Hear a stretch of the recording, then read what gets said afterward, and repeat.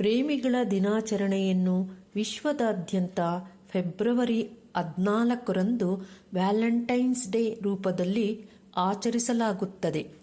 ಜನರು ವಿಶೇಷ ವ್ಯಕ್ತಿ ಅಥವಾ ಪ್ರೀತಿಪಾತ್ರರೊಂದಿಗೆ ತಮ್ಮ ಪ್ರೀತಿ ಮತ್ತು ವಿಶ್ವಾಸವನ್ನು ವ್ಯಕ್ತಪಡಿಸಲು ಈ ಪ್ರೇಮಿಗಳ ದಿನವನ್ನು ಆಚರಿಸುತ್ತಾರೆ.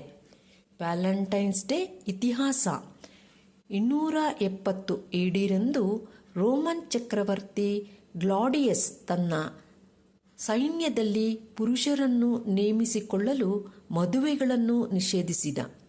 ವ್ಯಾಲೆಂಟೈನ್ ಎನ್ನುವ ವ್ಯಕ್ತಿ ಈ ಕ್ರಮವು ಅನ್ಯಾಯವೆಂದು ಭಾವಿಸಿ ನಿಯಮಗಳನ್ನು ಮುರಿದು ರಹಸ್ಯವಾಗಿ ಮದುವೆಗಳನ್ನು ಮಾಡಿಸುತ್ತಿದ್ದ. ರಾಜನ ನಿಯಮವನ್ನು ಉಲ್ಲಂಘಿಸಿದ ಕಾರಣ ಅವನಿಗೆ ಮರಣದಂಡನೆ ವಿಧಿಸಲಾಯಿತು. ಸೇಂಟ್ ವ್ಯಾಲೆಂಟೈನ್ ಜೈಲರನ್ನ ಮಗಳನ್ನು ಪ್ರೀತಿಸುತ್ತಿದ್ದರು.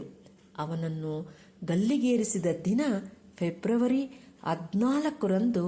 ಅವನನ್ನು ಕೊಲ್ಲಲು ಕರೆದೊಯ್ಯುವಾಗ ನಿಮ್ಮ ವ್ಯಾಲೆಂಟೈನ್ ಎಂದು ಸಹಿ ಮಾಡಿದ ಪ್ರೇಮ ಪತ್ರವನ್ನು ತನ್ನ ಪ್ರೇಯಸಿಗೆ ಕಳುಹಿಸಿದರು. ಅಂದಿನಿಂದ ಈ ದಿನವನ್ನು ಪ್ರಸಿದ್ಧ ಸಂತ ವ್ಯಾಲೆಂಟೈನ್ಸ್ನ ಗೌರವಾರ್ಥವಾಗಿ ಪ್ರೇಮಿಗಳ ದಿನವೆಂದು ಆಚರಿಸಲಾಗುತ್ತಿದೆ. ಹೇಗೆ ಆಚರಿಸುತ್ತಾರೆ?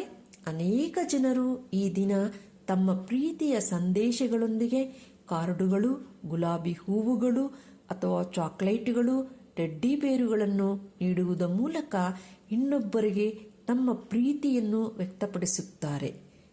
ಪ್ರಾಪಂಚಿಕವಾಗಿ 2 ಹೃದಯಗಳ ಮಿಲನವಾದರೆ, ಆಧ್ಯಾತ್ಮಿಕವಾಗಿ ಧ್ಯಾನ, ಸ್ವಾಧ್ಯಾಯ, ಸತ್ಸಂಗದ ಮೂಲಕ ಆತ್ಮ ಮತ್ತು ಪರಮಾತ್ಮನ ಮಿಲನವೇ ವ್ಯಾಲೆಂಟೈನ್ಸ್ ಡೇ. ವ್ಯಾಲೆಂಟೈನ್ ಎನ್ನುವುದು ಲ್ಯಾಟಿನ್ ಪದ. ಇದರ ಅರ್ಥ ಸ್ಟ್ರೆಂತ್ ಅಂದರೆ ಶಕ್ತಿ. ಪ್ರತಿಯೊಬ್ಬರೂ ಶಕ್ತಿವಂತರಾಗೋಣ.